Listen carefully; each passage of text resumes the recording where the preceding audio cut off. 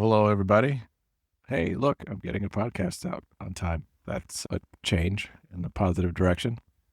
So this week, I want to build off of my Substack post from last week about not only slowing my own personal process down, but just also a call for filmmakers and creatives to move with more intentionality. I think right now we are witnessing a time frame where it seems like everything is moving way too fast, all in very bad ways, not just in the government, but also just especially the film industry in general. Just seems like things are moving and changing at a speed that we just can't keep up with. And I don't know about you, but it's personally just making me feel just a little bit tired, a little bit overwhelmed.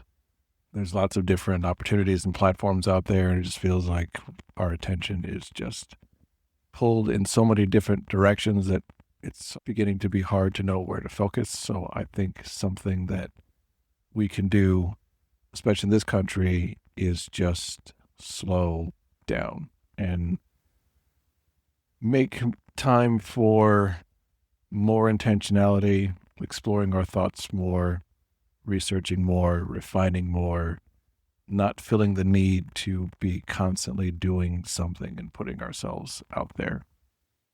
Because I know that especially with the way that social media platforms have been since the beginning, it seems like the more volume, the better.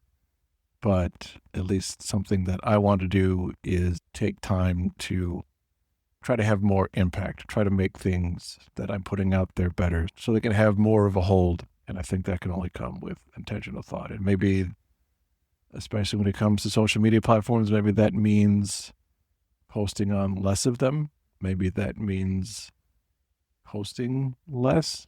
Maybe that means creating less. Maybe that just means being quieter for a little bit of time so we can actually get our thoughts together and know what it is that we want to say, how we want to say it, and who we want to say it to.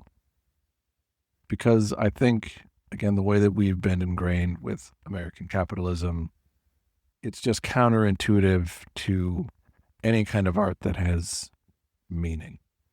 And really, just the way that we interact with each other. Think about, I remember living in Denmark and then being here. One of the shocks was everybody asking, what is it that you do?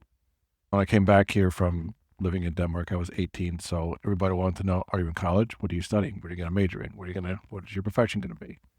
And I had an idea from the beginning of going to college to be a filmmaker, but if I didn't know, it seemed like there was no room for me not to know. It seemed like that was the biggest is not to know what it is that you want to do for the rest of your life. You have to pick a profession by the time you're like 12. And then be tied to that profession for the rest of your life. And if you don't like it, then, well, you're maybe you're a failure or you are looked down upon.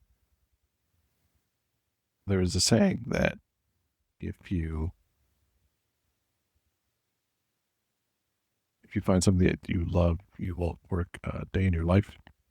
But I think that's more of a warning versus an aspirational goal. It's more like you better find something that you love because you're going to be working the rest of your life.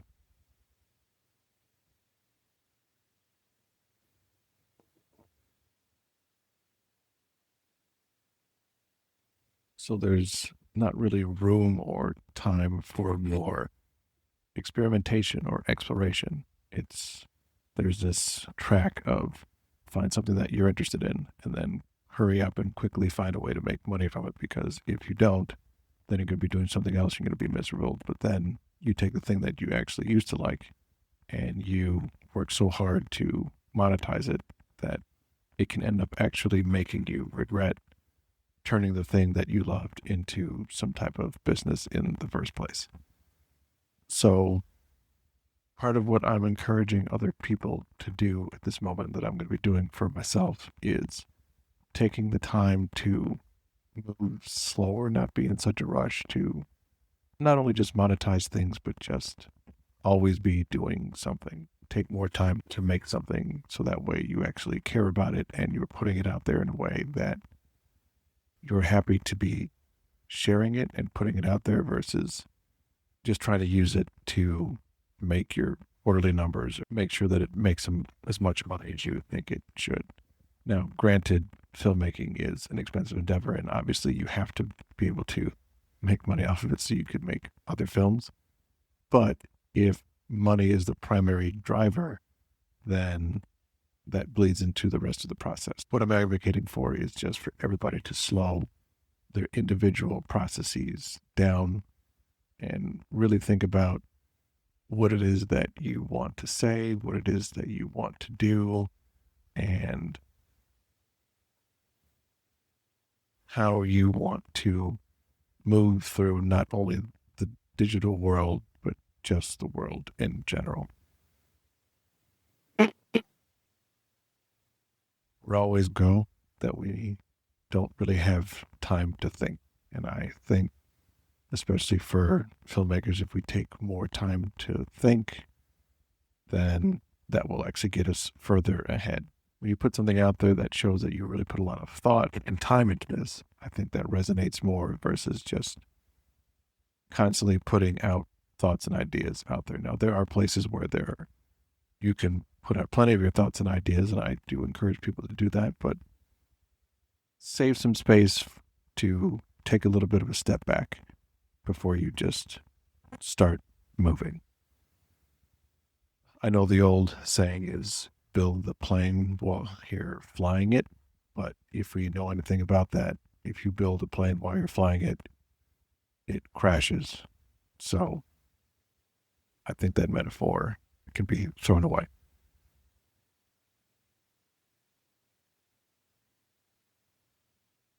And for me, this is rounding something into focus that I've been thinking about for a little bit, and in light of the current political situation, it's become even more of an urgency to me. And that is, I think, for myself, and I think for a lot of filmmakers and artists, our new goal is clear, that we are living in a time where we are being erased from the public sphere. You have anti-DEI initiatives being taken against colleges and museums and who knows, and even schools, all the way down to elementary schools probably by the time we're done. I wouldn't be surprised if there were movies and books that were banned. So being that we work in a medium that can be shared easily in modern times and can live forever, our job is to essentially become archivists.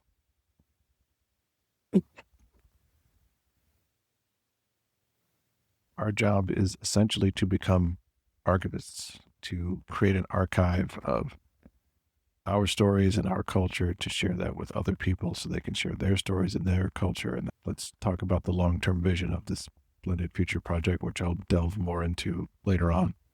And that's to create an archive where we can all share and learn from each other. There's two polarizing thoughts that are happening in our current moment. There's a lot of people who have gotten used to seeing stories and experiences from other people. Think about one of the biggest shows on Netflix is a show from Korea, Squid Game. It's in Korean, doesn't try and translate any Korean culture. It just presents it as it is and lets you catch up. And we've gotten used to that. And there's a lot of people who like that. They want to continue that. And they want to know more. And then there's the other side, which is saying these are the people that you should know about, and you should only know about these people, which is essentially white male Americans. Part of the thing about the anti-DEI measures is they're erasing women and differently abled people from having their contributions be known in the public sphere.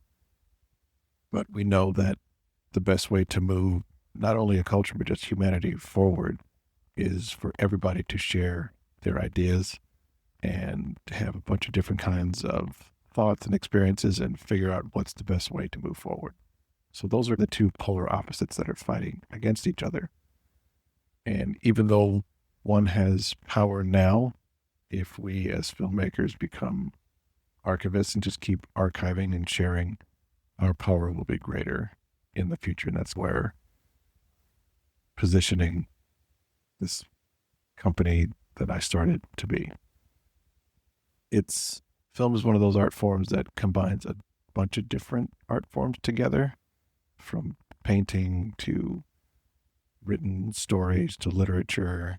So I think it can act as an extension of the old oral tradition when you sat around the campfire and told a story, and then somebody else would memorize that story and then they would share it and they would add on to it. You can't necessarily add on to a film, but it can act in that tradition. I guess I shouldn't say you can't really add on to a film, because that's what sequels are for and remakes. Although I would like to see less remakes and sequels, but that's a diatribe for another day. So I think this is something that we should feel personally responsible for. This goes beyond just stories of race and class and nation. Our stories are human stories. It's about how we relate to each other. The genie is out of the bottle, so to speak. We all know different kinds of people that exist, and we've seen their stories and we know about them. We are curious about them, and there's not really going back to the way that it was. So why not do what we can to keep sharing those stories, keep an archive, and keep it moving forward? So with that, I'm going to be more intentional about these things. Even this podcast, it's me riffing off the top of my head. I have some notes that I jot down, but mostly it's just me blabbing. So I'm going to try to be more intentional about that and try to get the format down. I may even add a video element to it. We'll see how that goes once I set up the camera and see how that looks. But definitely, as I wrote before, the article is going to be coming out on a bi-weekly basis, and they're going to alternate with this podcast also on a bi-weekly basis. And I would like to still continue the practice of having the podcast be more of an expansion of thought on the article, maybe like a little bit of a recap and then an expansion on it. And so this will be coming out this week. The article will be coming out next week. I'm going to be diving back into why I started the Blended Future Project in the first place and what I want it to be. I touched on it a little bit this week, but I'm going to dive more into it next week. And then the podcast the following week will expand more onto that. Maybe I'll do a video version.